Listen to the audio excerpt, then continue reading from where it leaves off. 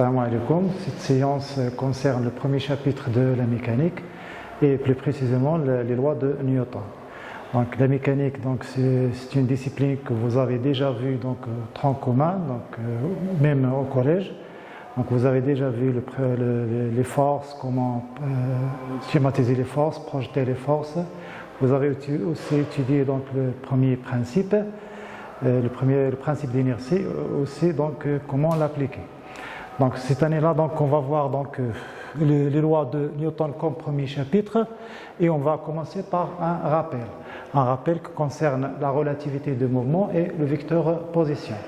Donc le mouvement d'un corps quelconque ou bien d'un système quelconque dépend du référentiel choisi. Prenons par exemple deux personnes, bien une seule personne X qui voyage dans un train. Donc la même personne, elle peut être, supposons que la personne ne bouge pas dans le train, donc la même personne donc, elle peut être en mouvement par rapport à un arbre, par exemple à l'extérieur du train, mais elle est immobile par rapport au compartiment. Donc ici le mouvement n'est pas absolu, c'est une notion qui est relative.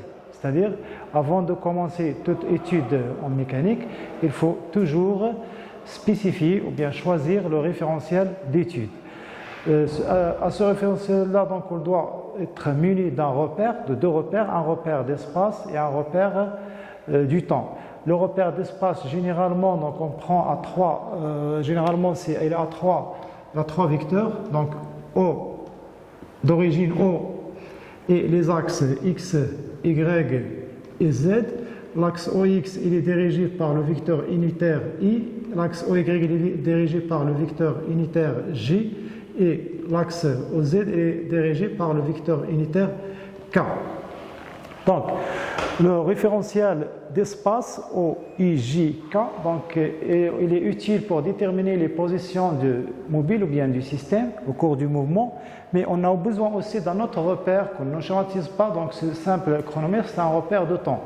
Le repère de temps donc, sert à déterminer les instants correspondant aux positions par laquelle il a passé le mobile. Donc, la relativité du mouvement donc, impose, avant toute étude en mécanique, de choisir un référentiel d'étude.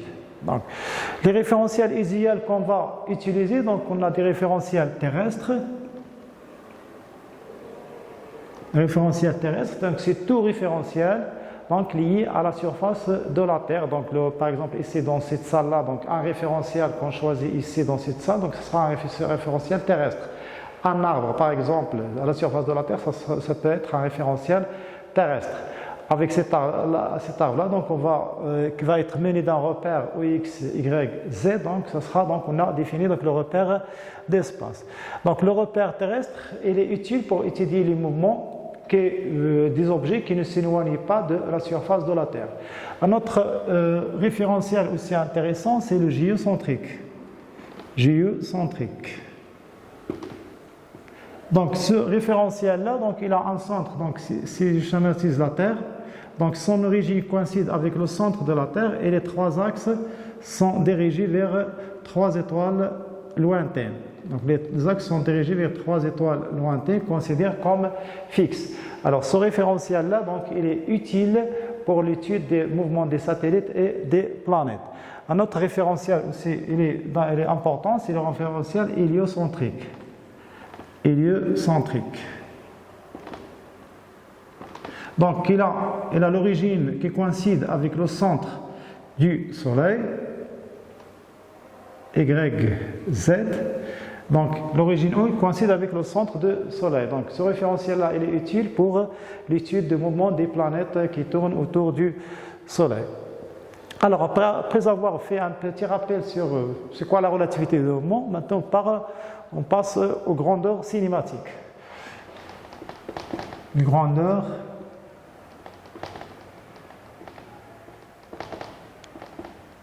cinématiques. Donc en mécanique, on parle d'études cinématiques ou bien d'études dynamiques. Donc en cinématique, on fait seulement une description du mouvement sans tenir compte des causes de ce mouvement-là. Mais en dynamique, on lit les causes avec les grandeurs ou bien avec la description du mouvement. Donc les grandeurs cinématiques, donc on va parler de vecteur position en M on va parler du vecteur vitesse V et le vecteur accélération A. Tout d'abord, c'est quoi le vecteur position? Donc, le vecteur position, c'est un vecteur donc, qui lie l'origine de repère choisi. Donc, généralement, c'est un repère cartésien avec la position actuelle du point M. Donc, c'est un vecteur OM. Donc, il a les coordonnées. Donc, on cherche les coordonnées du point M. Donc, ici, c'est XM, YM et ZM. Donc, on peut écrire dans le repère cartésien OIJ le vecteur position OE égale à XI plus YJ plus ZK. Donc, ou bien on peut écrire XM plus YM plus ZM, mais en général, donc X, Y, Z et K. Donc, X, Y, Z et K, X, Y, Z, pardon, X, Y et Z sont les équations horaires, bon, X de T, Y de T, Z de T, représentent les équations horaires du mouvement. C'est-à-dire, si je connais comment varie X, X de T, Y de T et Z de T, donc ce sont les équations horaires du mouvement. C'est-à-dire, si je connais comment varie X en fonction de temps et comment varie Y en fonction de temps et comment varie Z en fonction de temps, je peux décrire mon mouvement, le mouvement du système. Alors, le vecteur vitesse, il est défini par la dérivée première du vecteur position. C'est EM sur dt. Alors, lorsqu'on veut dériver OM sur dt, ça revient à dériver x xi plus yj plus zk. Or, i, ij, ik sont la base du repère, donc cette base-là, donc les trois vecteurs i, j, k sont constants en norme, en direction et en sens, c'est-à-dire leur dérivée, ça sera nul. Donc, lorsque je vais dériver xi, yj, zk, ça revient seulement à dériver x et à dériver y et à dériver z. Donc, ça donne dx sur dti plus dy sur dtj plus dz sur dtk. Donc, on est arrivé à écrire le vecteur vitesse dans la base ijk, c'est-à-dire dx sur dt et dy sur dt et dz sur dt représentent les coordonnées du vecteur vitesse dans la base ijk. Donc, on peut écrire que v, le vecteur v, il a les coordonnées. Donc, on la note vx, c'est dx sur dt, c'est-à-dire la dérivée de x par rapport au temps n'est rien que la vitesse par rapport à l'axe OX. Vy égale à dy sur dt et Vz égale à dz sur dt.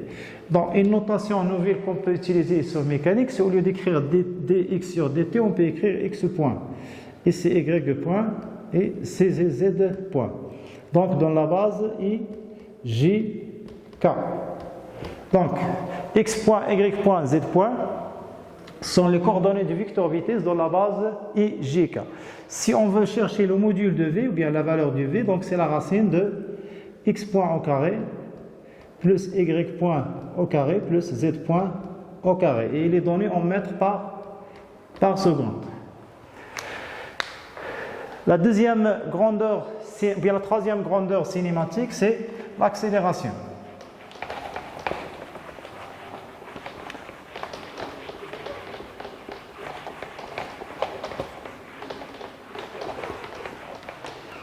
Donc, l'accélération est définie par c'est dv sur dt. C'est la dérivée première du vecteur vitesse par rapport au temps. Et puisque le vecteur vitesse, c'est lui aussi, donc c'est la dérivée du vecteur position, donc on peut écrire que le vecteur accélération, c'est la dérivée au carré du vecteur position par rapport à dt au carré.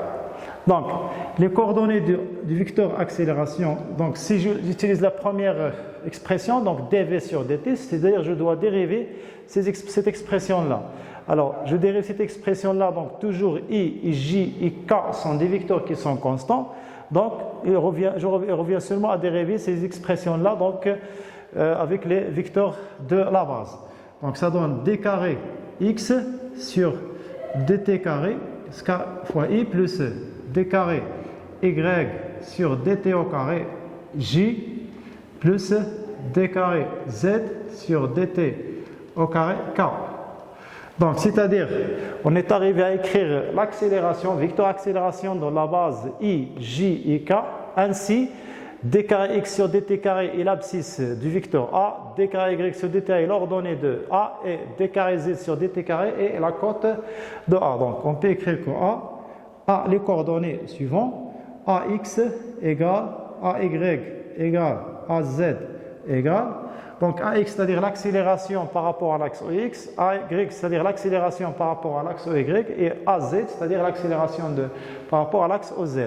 Donc ce sont les coordonnées du vecteur a. Donc d'après cette écriture-là, donc ax n'est rien que d carré x sur dt au carré, ay c'est d carré x sur d carré y sur dt au carré, et az c'est d carré z sur dt au carré.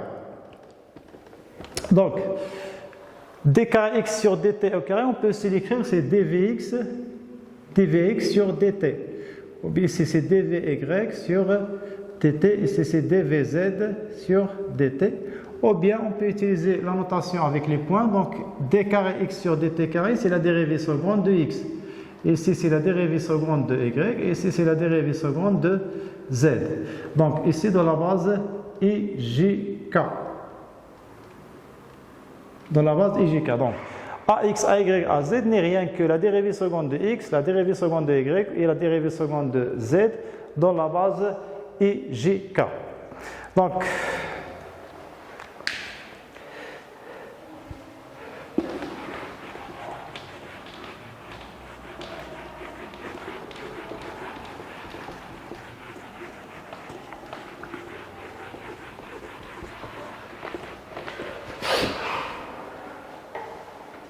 si on veut calculer le module de l'accélération A, donc c'est la racine de x 2 points au carré plus y 2 points au carré plus z 2 points au carré. Et on donne la valeur en mètres par seconde carré. Pourquoi? Parce que A c'est dv sur dt et déjà v c'est mètres par seconde et on divise encore par le temps. Donc ça sera l'unité de A, c'est le mètre par seconde carré. Alors on peut utiliser donc, bon, sans les coordonnées de A dans le repère cartésien, on peut même donner les coordonnées de A, ou bien le A dans la base de Freinet.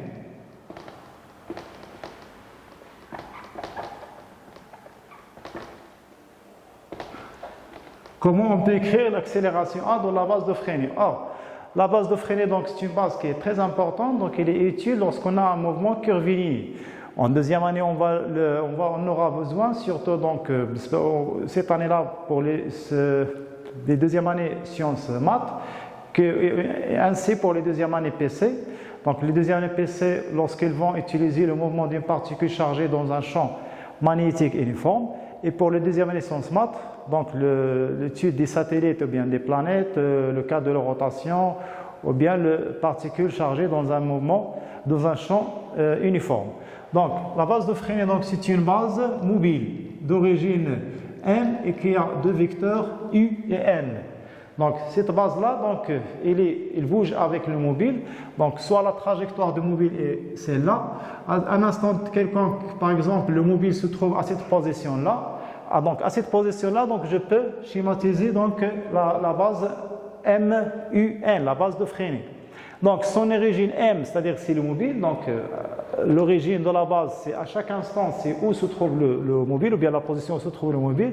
Et elle a deux vecteurs unitaires U et N, tel que E c'est un vecteur tangent, donc je suppose c'est le sens de mouvement. Donc U, par définition, c'est un vecteur tangent à la trajectoire et elle a le sens de mouvement. Donc ici je trace un vecteur tangent U à cette position-là. Et N, c'est un vecteur unitaire perpendiculaire par rapport à U, mais il est dirigé vers l'intérieur de la concavité. C'est-à-dire ici, donc, on aura le vecteur N qui est dirigé vers l'intérieur de la concavité. Et c'est l'origine M. Bon, le mobile donc a changé de position. Par exemple, il est arrivé ici. Donc je peux encore schématiser la base de Freinet dans cette position-là. Toujours donc U, c'est un vecteur tangent dans le sens de mouvement. Et N, maintenant la concavité a changé, donc il est vers les hauts. Donc N, il est perpendiculaire à U, mais il est dirigé vers l'intérieur de la concavité. Donc on voit ici que les vecteurs U et N donc changent. Ce n'est pas comme les vecteurs I, J, K qui sont constants dans le temps lorsqu'on utilise un repère cartésien. Mais à la base de Freinet, donc les deux vecteurs donc, peuvent changer, donc ça dépend de la courbure de la trajectoire. Alors comment s'écrit A? Donc on décompose A. Donc par exemple ici, on suppose que j'ai le vecteur A. Donc je peux les décomposer en deux.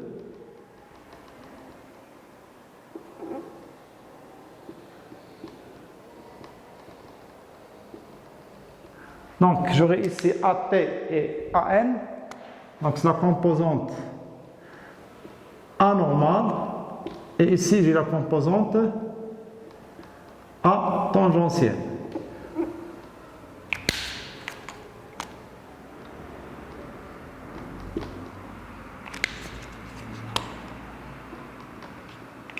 C'est-à-dire on peut écrire A égale A tangentielle plus A normale. Avec A tangentielle, donc c'est écrit AT fois U plus A normal, c'est AN fois le vecteur unitaire N. L'expression de AT, c'est D du module de la vitesse, c'est-à-dire dV sur dTU, plus A normal, c'est VE carré sur ρ fois N. C'est-à-dire que les coordonnées de A dans la base UN sont dV sur dt et V carré sur ρ. Dans cette base-là, donc UN. Rho, c'est le rayon de la courbure de la trajectoire, c'est-à-dire que la trajectoire, donc à n'importe quel point, donc il a une courbure, donc cette courbure-là, donc il a un rayon, ce qu'on appelle rho, le rayon de la courbure de la trajectoire. Bon, on va utiliser cette base de Freinet-là, donc surtout dans les mouvements circulaires. À ce moment-là, donc rho devient, c'est le rayon du cercle. Donc si le mouvement est circulaire, donc si la trajectoire est circulaire,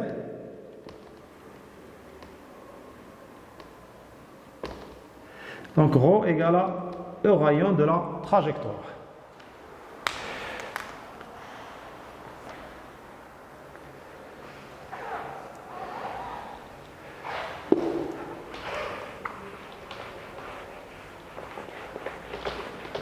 Donc maintenant on va étudier un type de mouvement. Donc ce type de mouvement là, donc on va le trouver donc dans le premier chapitre ou bien tout au long de la mécanique. C'est un mouvement rectiligne uniformément varié ou bien le mouvement rectiligne uniforme.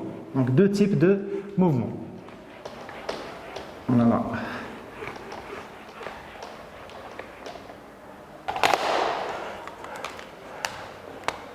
Donc troisièmement, mouvement rectiligne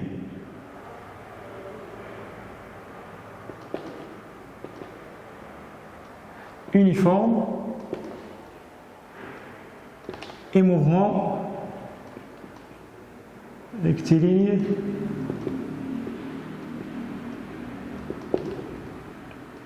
uniformément varié. Donc le premier est le connu par l'abrégé donc MRU, le deuxième MRUV. Alors quand est-ce qu'on a ce type ou bien l'autre de ce mouvement-là? Donc ça dépend de l'accélération. Si on cherche l'accélération, donc on arrive à calculer l'accélération, on trouve que AX, par exemple, A égale à 0. Donc puisque le mouvement est rectiligne, donc les deux cas rectilignes, donc à ce moment-là, donc le repère, si on choisit de repère un seul axe, il est suffisant. Par exemple, selon l'axe, le mouvement se fait selon l'axe OX. On choisit comme axe d'étude, c'est l'axe OX et un mobile qui se déplace le long de cet axe-là. Donc, on cherche l'accélération, on trouve par exemple que AX égale à 0. Donc, si on trouve que AX égale à 0 et la trajectoire est rectiligne, directement on déduit que le mouvement est rectiligne uniforme. Alors, quelle est son équation horaire? Son équation horaire, si on intègre dans AX égale dVx par rapport la dérivée de Vx par rapport au temps. Donc, c'est-à-dire que, puisque Ax égale à 0, implique que Vx égale à une constante. Vx égale à une constante, et la constante n'est rien que la vitesse initiale, V0 avec laquelle a démarré le mobile.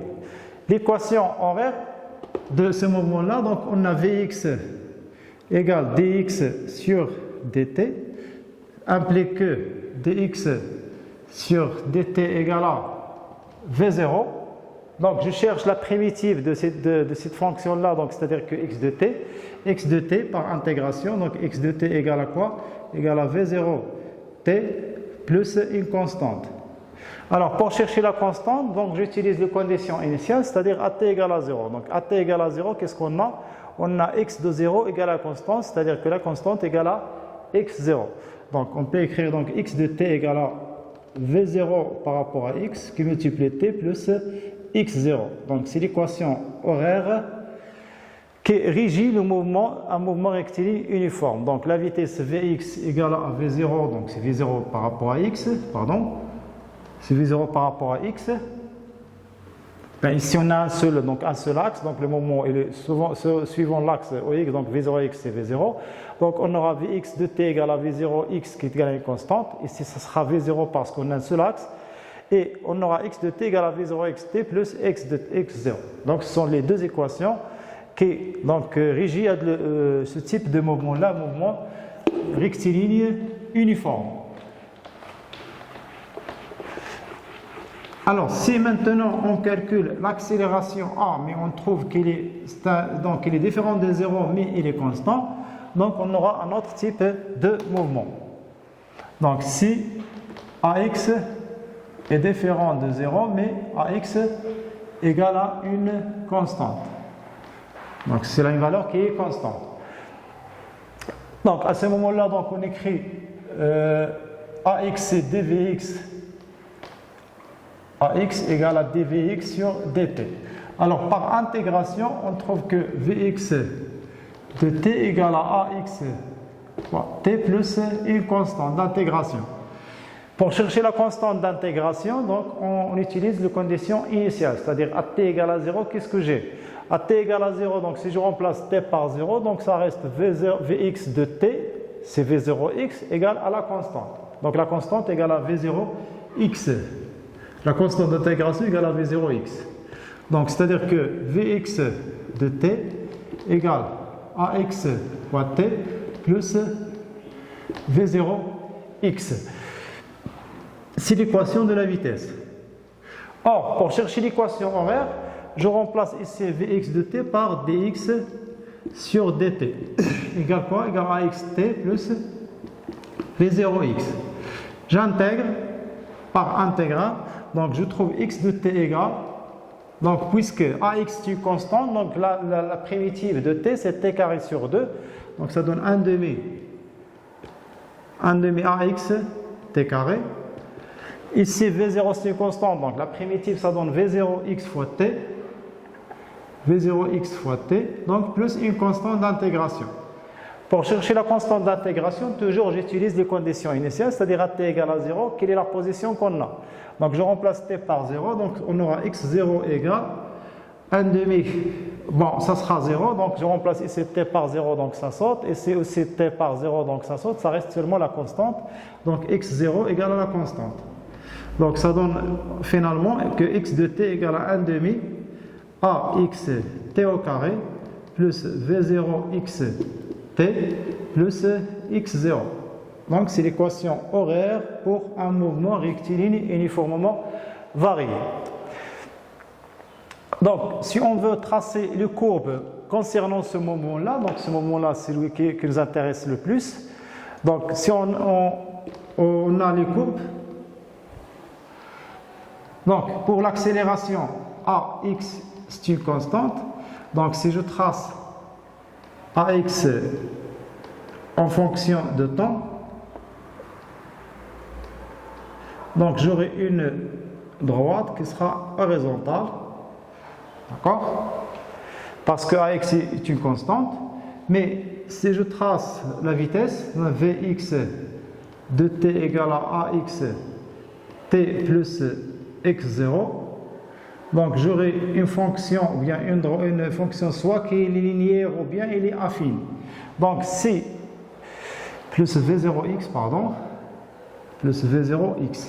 Donc si v0x est nul, donc on aura que vx elle est linéaire, donc c'est une droite, donc ça dépend de l'accélération. Est-ce que l'accélération est positive ou bien l'accélération est négative? Donc on aura une droite qui passe par l'origine. Mais si v0x est différent de 0, on n'aura qu'une fonction qui est affine. Maintenant je vais tracer un des cas où v0x différent de 0 et ax positif. Donc ax et c est le coefficient directeur de cette droite-là. Donc vx de t en fonction de temps. Donc ax est le coefficient directeur. Ax est le coefficient directeur. Donc pour le calculer, donc on choisit 2 points sur la droite. Donc on utilise delta v sur delta. Donc ici ax c'est delta v sur delta t. Donc c'est-à-dire en utilisant 2 points de la droite. Si je schématise x de t, donc ici le temps x. Donc x de t ici on a t carré, donc c'est une parabole. Donc je suppose que x0 est différent de 0, donc on aura quelque chose comme ceci. Donc ici c'est x0. Et ici ce point-là c'est v0x.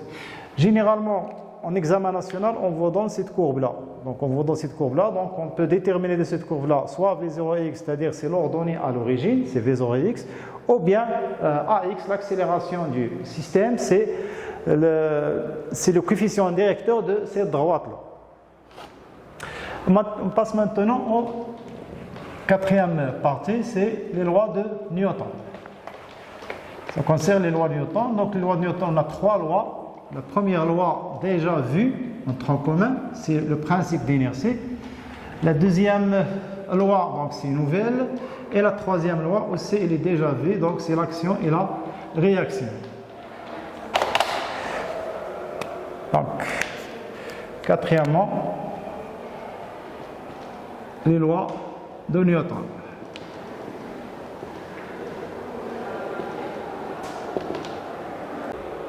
Alors, les lois de Newton, donc on commence par la première loi. Donc cette loi, elle est déjà vue en tronc commun, donc ça représente le principe d'inertie. Donc l'énoncé de cette loi-là, donc c'est dans un repère galiléen. Si un système est isolé ou bien pseudo-isolé, ce mouvement, donc soit il est immobile, soit il est en mouvement, et le mouvement ne peut être qu'un mouvement rectiligne uniforme. Mathématiquement, cette loi-là s'écrit si sigma des forces extérieures égale au vecteur nul, alors donc on a équivalence, c'est-à-dire ça s'applique dans les deux sens, que Vg égale le vecteur constant. Donc vecteur constant soit Vg égale 0, donc corps au repos,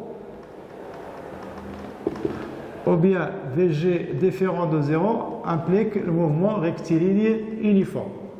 Donc mathématiquement, donc cette loi-là, si un corps qui subit des forces, mais la somme vectorielle de ces forces-là donne un vecteur nul, alors soit il est au repos, soit son mouvement est rectiligne uniforme. Ou bien la loi s'applique aussi dans le sens inverse. Si on a une des deux conditions, alors on aura la somme des forces extérieures égale au vecteur nul. La deuxième loi, c'est elle donc qui lie, donc là on a déjà parlé des grandeurs cinématiques, donc on a dit que la cinématique c'est l'étude, la description du mouvement sans tenir compte des causes, mais la deuxième loi là, donc il lie les causes avec la description du mouvement, c'est-à-dire on va introduire les forces, c'est-à-dire que le sigma des forces extérieures égale à la masse du système qui multiplie l'accélération du centre d'inertie du système. Donc un système qui subit des forces, si on somme vectoriellement ces forces-là, ce n'est rien que le produit de la masse du système étudié qui multiplie le vecteur accélération du centre d'inertie du système. Donc c'est la deuxième loi qu'on va appliquer le plus cette année-là. La troisième loi aussi, on l'applique déjà mais sans tenir compte, donc c'est l'action et la réaction. Donc si un corps A exerce une force FA sur B sur le corps B, alors le corps B exerce une force F B sur A dans les deux vecteurs en même droit d'action, mais même intensité, mais des sens opposés. Par exemple, un livre posé sur une table, donc le livre exerce sur la table son poids, mais la table exerce sur le livre la réaction. Donc il maintient l'équilibre du livre. Donc on va surtout appliquer la deuxième loi. Alors la première loi n'est qu'un cas particulier de la deuxième loi lorsque l'accélération est égale à 0. Donc si l'accélération est égale à 0, donc on revient à la première loi. Donc comment appliquer la deuxième loi? Donc il y a des étapes à suivre. Tout d'abord, donc les étapes pour appliquer la deuxième loi.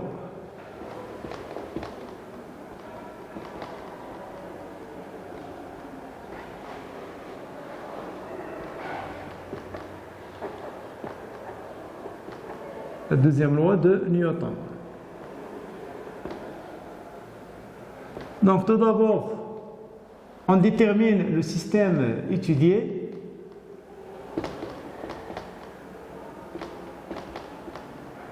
Après, on fait un bilan des forces. Bilan des forces extérieures exercées sur le système. On choisit, troisièmement, on choisit un référentiel galiléen parce que les lois de Newton ne sont applicables que dans un référentiel galiléen. D'accord? Mais attention, la base de Fresnel n'est pas galiléenne parce que c'est une base qui est mobile.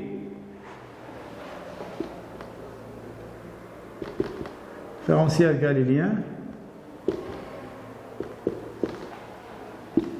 On applique la deuxième loi de Newton.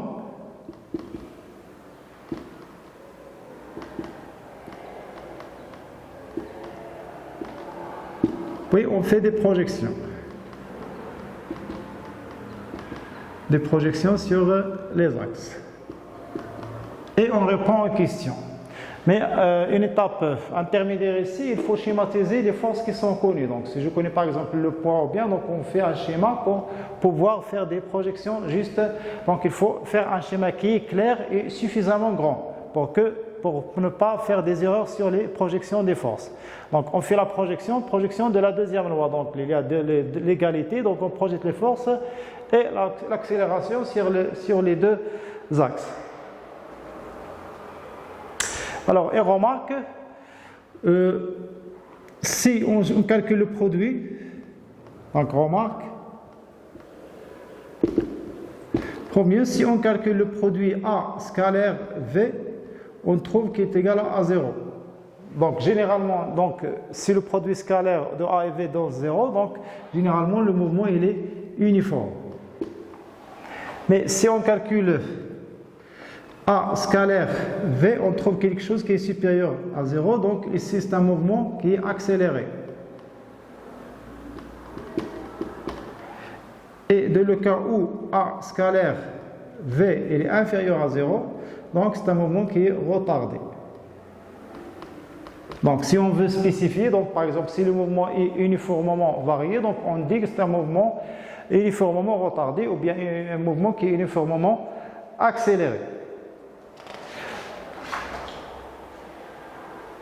Alors maintenant, on va voir quelques exemples pour appliquer la deuxième loi de Newton.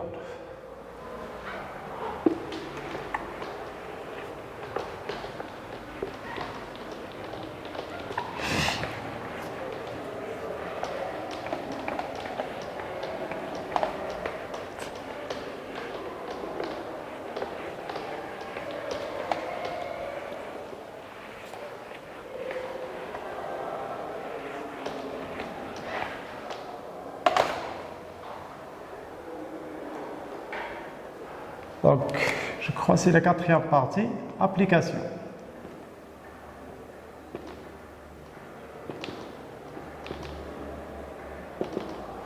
On va commencer par un mouvement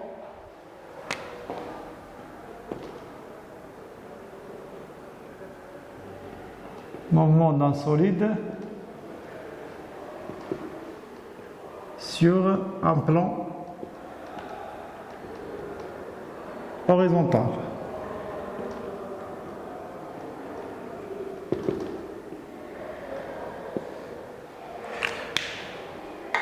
Donc,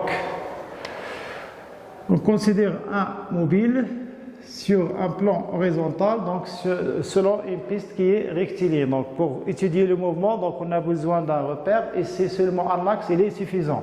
Par exemple, le repère choisi, c'est OI, bien OX est dirigé par le vecteur unitaire X. Bon, je suppose que le mobile il est tiré par un câble qui applique sur le corps une force F, par exemple incliné par rapport à l'horizontale d'un angle alpha, et bien sûr il subit donc son poids, on la schématise à partir de G, de centre d'inertie G, et on suppose que le mouvement se fait avec frottement. Donc, le mouvement se fait avec frottement ou bien sans frottement, donc ça diffère. Donc, si le mouvement se fait avec frottement, donc on schématise R incliné, n'est pas perpendiculaire au plan, mais si le mouvement se fait avec frottement ou bien sans frottement, donc R est perpendiculaire au plan. Donc, tout d'abord, je vais faire un rappel sur la réaction avant de continuer cette application-là. Donc, sur comment on traite la réaction du plan sur un corps qui bouge sur ce plan-là. Donc, un petit rappel concernant la réaction du plan.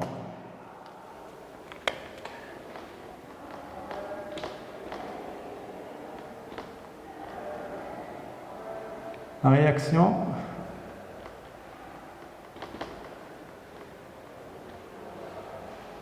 du plan R. Donc, je vais supposer 4 cas.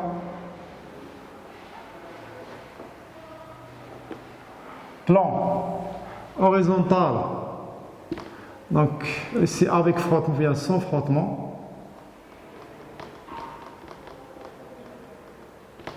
Ici avec frottement. Ici sans frottement, toujours plan horizontal. Ici un plan incliné, mais sans frottement.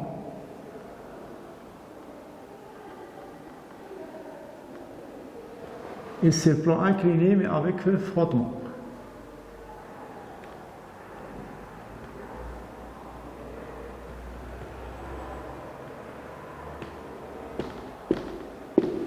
Donc, si le plan horizontal et le mouvement se fait sans frottement, donc la réaction, on la schématise perpendiculaire au plan R.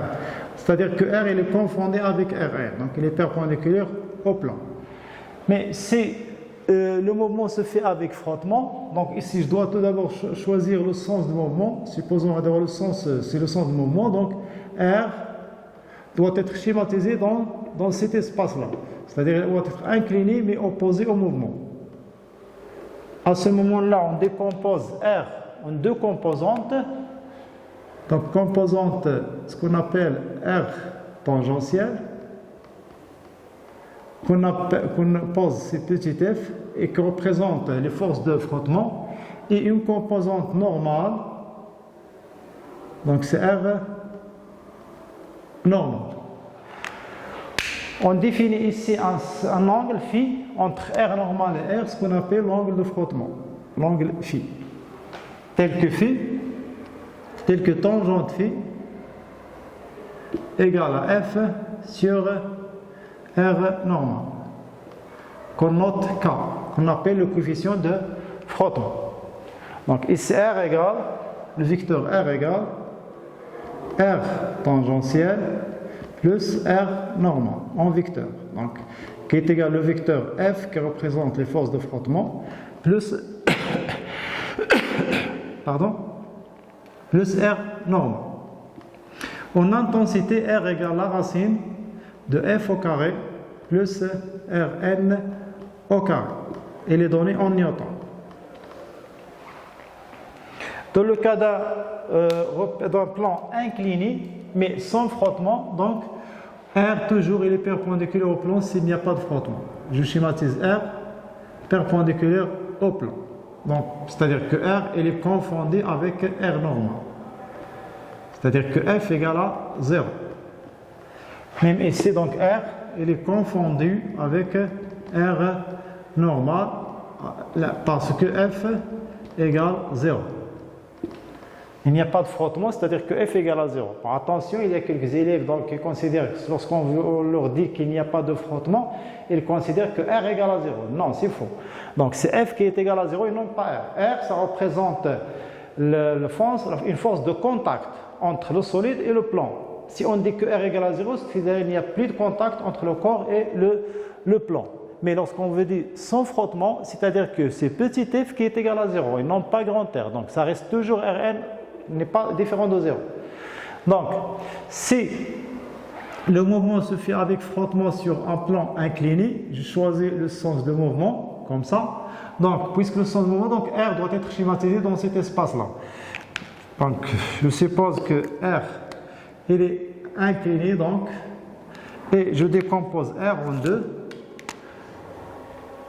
Donc, j'aurai ici R normal, la composante normale, et la composante tangentielle. RT qui est égal à force de frottement. Et l'angle phi, il est là, toujours entre R et Rn.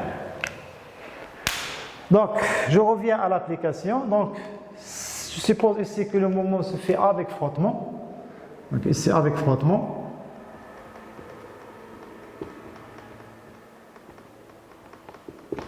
Donc, je schématise R. Donc, le point d'application de R, c'est le centre, ou bien le centre géométrique de la surface de contact entre le solide et le plan. Donc, R, je le schématise de ce point-là. Incliné, parce que le sens de mouvement vers la droite. Donc, R. Par exemple, la question, c'est trouver l'expression de l'accélération en fonction des intensités et des forces. Au cours de ce mouvement-là. Donc, on suppose que toutes les forces sont constantes. Bon, la force de frottement aussi est constante. Donc, on applique donc les étapes pour appliquer la deuxième loi de Newton. Tout d'abord, je détermine le système étudié. Le système étudié, c'est le solide S. De centre de gravité G. Bilan des forces. On a P 100 poids. R, réaction du plan.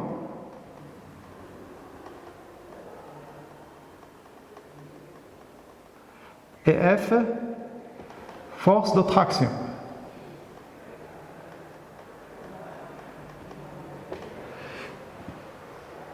Avant d'appliquer la deuxième loi de Newton, donc il faut choisir tout d'abord le référentiel galiléen. On a dit que les lois de Newton ne sont applicables que dans des référentiels qui sont galiléens. Bon, je suppose donc que OI repère galiléen.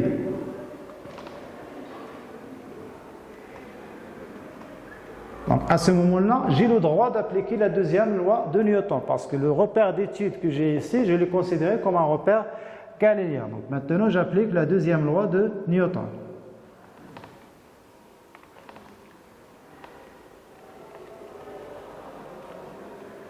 Donc, la deuxième loi de Newton, c'est-à-dire que sigma des vecteurs qui représentent les forces extérieures égale le produit de la masse du système étudié qui multiplie l'accélération, vecteur accélération de son centre de gravité.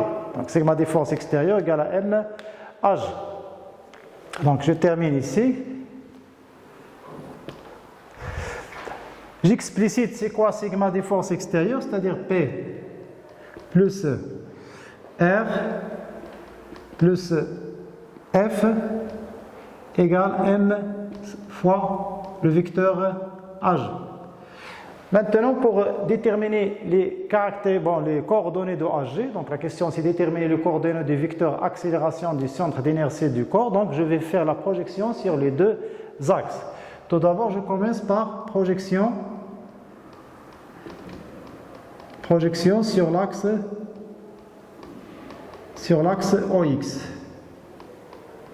Donc, je transforme cette expression-là par la suivante. Donc, j'écris Px plus Rx plus Fx égale à M à Gx. Donc, le but de la projection, c'est de se débarrasser des vecteurs. Parce que ces relations vectorielles, je ne peux rien déduire. Donc, il faut se débarrasser des vecteurs par la projection. Donc, Px, c'est-à-dire cette notation Px, c'est-à-dire la projection de P sur l'axe OX, la projection de R sur l'axe OX, la projection de F sur l'axe OX. Ici, c'est la composante de l'accélération par rapport à l'axe OX. Je reviens maintenant au schéma. Donc, je vois que la force, ou bien le vecteur P, il est perpendiculaire par rapport à l'axe OX. Et la projection, donc, ça donne 0 parce qu'on a entre les deux un angle de 82 degrés. Parce que lors des projections, on utilise le cosinus de l'angle entre la force et l'axe. Cosinus de l'angle. Donc, si l'angle est 90 degrés et on sait que cosinus de 90 degrés égale à 0, donc la projection, ça sera nul. Donc, ici, l'angle entre P et OX, c'est P sur 2. Donc, cosinus P sur 2, c'est 0. Donc, la projection PX, ça donne 0. Rx, c'est-à-dire je dois projeter le vecteur R sur l'axe OX. Donc ça donne RT qui est égal à F. Donc la projection de R sur l'axe OX, ça donne le vecteur F qui a, donc si je regarde l'angle entre le vecteur F et l'axe OX, je trouve que c'est un angle de 180 degrés. Le cosinus de 180 degrés, ça donne moins 1. Donc ici la projection, ça donne moins F. Plus la projection de F sur l'axe OX. Donc F, donc il est incliné par rapport à X d'un angle alpha. Donc si je fais la projection, ça donne F cosinus alpha. Ou bien je peux faire un peu ce schéma. Donc F, l'axe OX, je décale l'axe OX. Donc je fais la projection ici, ça donne Fx, le vecteur Fx. Entre eux, c'est un angle alpha. Je calcule le cosinus alpha. Cosinus alpha égale l'adjacent sur l'hypoténuse, donc l'adjacent c'est Fx et l'hypoténuse c'est F. Donc ça va donner Fx égale F cosinus de alpha. Donc ça sera F cosinus alpha. Donc est égal à M.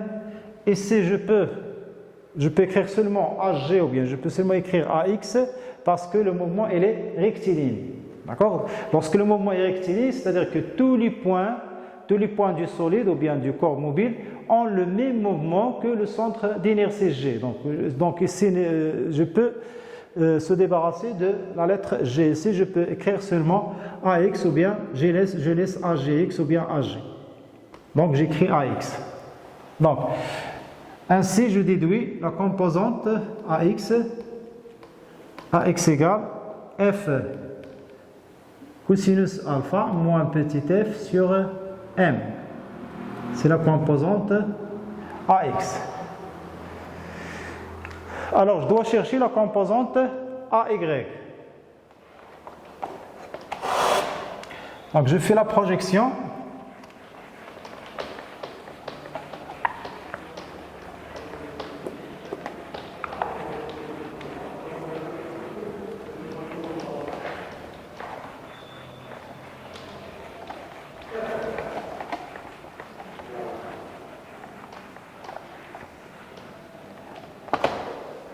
Donc, AX égale AY, sans faire de projet, donc A égale à 0, car il n'y a pas de mouvement,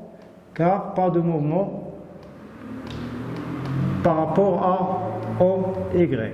Donc, s'il n'y a pas de mouvement par rapport à un axe, alors la projection sur cet axe-là, donc de l'accélération, bien AY égale à 0. Bon, la question d'après, établir les équations horaires. Donc, bon, ici, premièrement, donc, c'est les coordonnées du vecteur accélération. Deuxièmement, l'équation horaire. L'équation horaire du mouvement. L'équation horaire du mouvement, c'est-à-dire, bon, il faut chercher x de t, l'expression de x en fonction de temps. Alors, on a ici ax égale à f cosinus alpha moins petit f sur m qui est égal à une constante.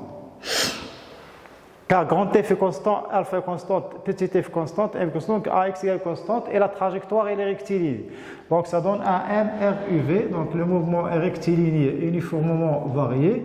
D'équation horaire, on l'a déjà vu, donc x de t c'est 1/2 ax t carré plus v0x fois t plus x0. Donc,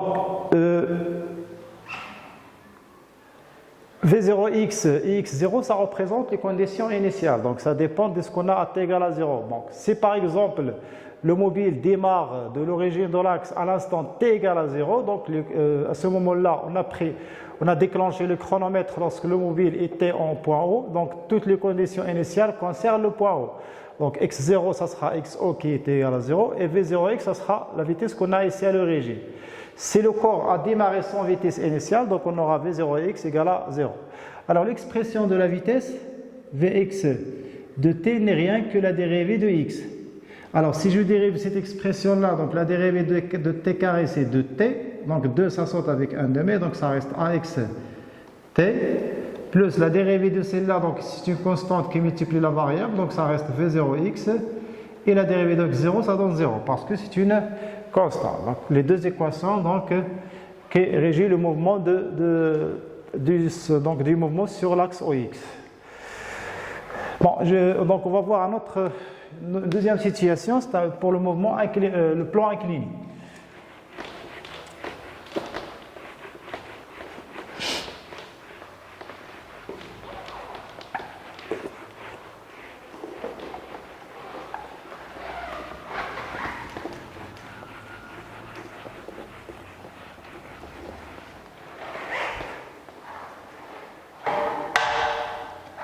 Donc, deuxièmement,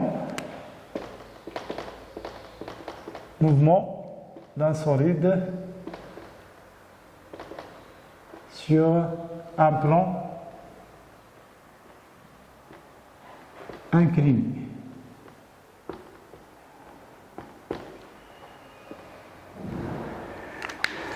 Donc, je considère un mobile donc, qui est en mouvement sur un plan incliné. Donc le mobile il est tiré par un câble qui exerce sur le mouvement donc, une tension T et le plan il est incliné d'un angle alpha. Donc le mouvement c'est un mouvement rectiligne. Pour donc étudier ce mouvement-là, donc, je dois choisir un repère. Ici donc un axe il est suffisant. Par exemple, toujours je vais travailler par. Donc ici il vaut mieux travailler avec l'axe OX. Donc qui coïncide avec le câble, donc il est de vecteur unitaire et donc x. Je peux même utiliser le deuxième axe seulement. Le deuxième axe, donc lorsqu'on a un mouvement rectiligne, le deuxième axe, si on l'utilise seulement pour déterminer la réaction. Si on vous demande dans une question calculer la réaction du plan, on aura besoin de l'axe du deuxième axe. Sinon, si on n'a pas de question sur la réaction, on n'aura pas besoin du deuxième axe. Bon, ici, je vais utiliser parce que je vais calculer la réaction du plan. Donc l'axe OY dirigé par le vecteur unitaire J. Donc les forces exercées sur le corps, donc je suppose toujours le mouvement se fait avec frottement. Donc la situation la plus générale, donc avec frottement. Les forces, donc on a le poids toujours, on la schématise à partir du centre d'inertie du corps et toujours il est vertical vers le bas. Pour schématiser la réaction R, sachant que le mouvement se fait avec frottement, donc tout d'abord le sens du mouvement, donc c'est vers le haut, donc ça reste, il faut schématiser R dans ce quadrant-là, c'est-à-dire il est incliné, je commence le point d'application de R, on a dit que c'est le centre géométrique de la surface de contact entre le solide et le plan incliné. Donc je schématise R, je la décompose en deux composantes, RT et R normal. R normal au plan et RT, R tangentiel. R tangentiel, c'est F. Donc, la première question, c'est déterminer les coordonnées du vecteur accélération. Les coordonnées de AG. C'est-à-dire AX égale, et AY à quoi est égal. Donc, pour répondre à la question, donc, on utilise la deuxième loi de Newton.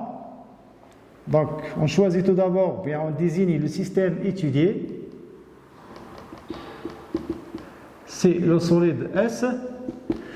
Le bilan des forces. On a 3 forces. On a le poids, la réaction du plan et la tension du câble. Le repère galiléen, donc on va travailler avec un repère galiléen. Repère galiléen. Pourquoi donc pour pouvoir utiliser bien la deuxième loi de Newton. Donc le repère galiléen, ça sera OIJ. Et je peux appliquer la deuxième loi de Newton.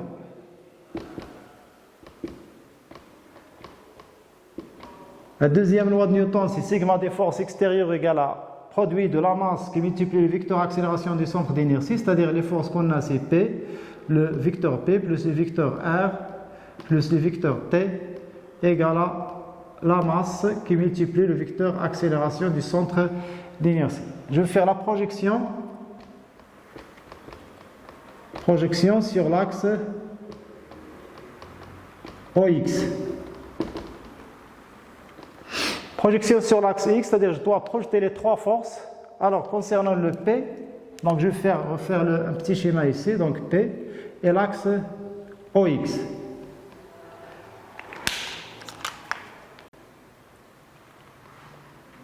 La projection orthogonale de P, donc ça sera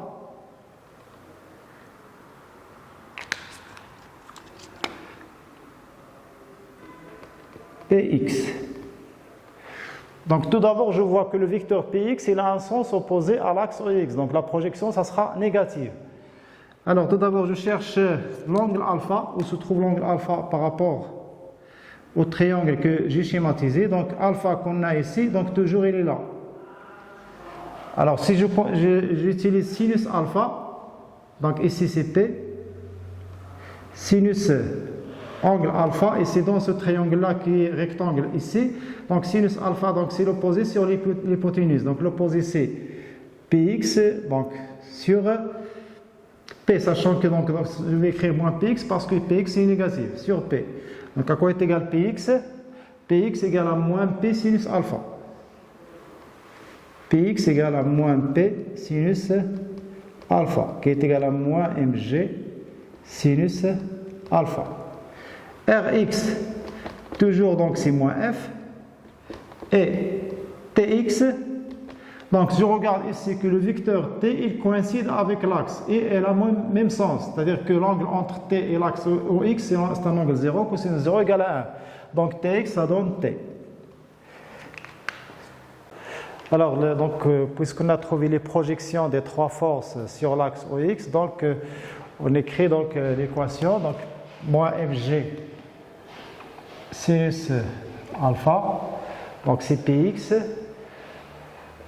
moins petit f, plus T égale à M AX. AGX ou bien AX, puisque le mouvement il est rectiligne, donc on peut écrire AX. Donc AX égale, donc c'est T moins F sur M moins G sinus alpha. Donc c'est T moins F sur M moins G sinus alpha. Donc c'est la composante de l'accélération. AY égale à 0, car, comme on a déjà vu, donc car on n'a pas de mouvement par rapport à l'axe OY. Alors ici on a schématisé l'axe OY, c'est pour déterminer la réaction R, bien R normal et R bien pour déterminer aussi l'angle phi. Le coefficient de frottement qui est tangent.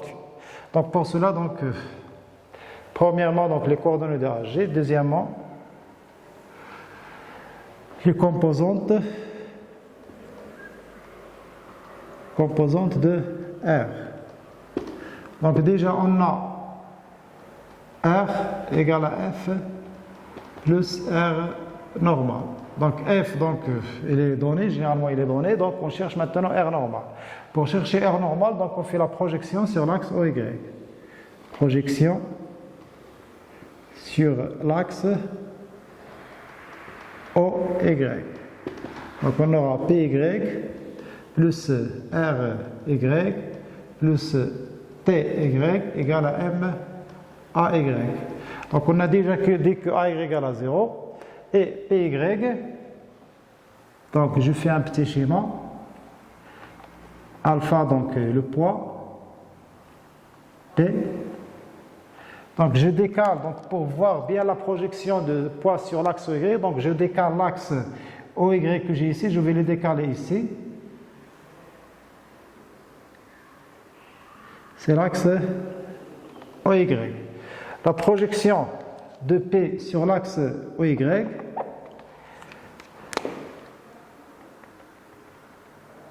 donc ça donne ce vecteur-là. PY. Et l'angle alpha, donc, il est là. Donc, si j'utilise ici cosinus alpha, ça donne PY sur P. Cosinus alpha égale l'adjacent sur l'hypoténuse. Donc l'adjacent c'est donc PY puisqu'il est négatif, donc je fais un signe moins, donc sur P. Donc implique PY égale à moins P cosinus alpha. Donc PY égale à moins P cosinus alpha. T, le vecteur T, donc si je fais la projection du vecteur T sur l'axe OY, on regarde que T il coïncide avec l'axe OX, puisque l'axe OX il est perpendiculaire à l'axe OY, donc T il est perpendiculaire à l'axe OY. Donc la projection de T, TY égale à 0. Et il reste RY. RY c'est R normal qu'on cherche.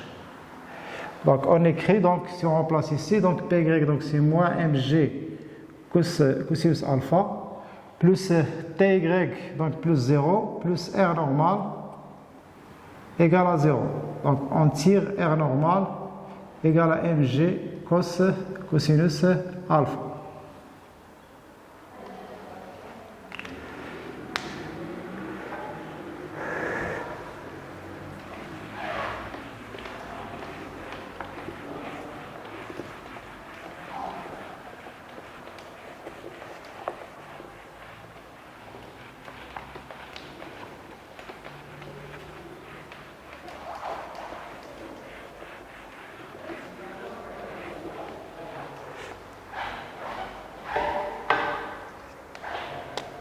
Donc on a R égale la racine carrée de F au carré plus R normal au carré, qui est égal à la racine de F au carré plus M carré G carré cosinus carré alpha. Et si je cherche K, le coefficient de frottement, K égale à tangente phi, qui est égal à R normal, R tangentiel sur R normal. Donc R tangentiel, donc ça sera petit f sur R normal qui est égal à mg cosinus alpha.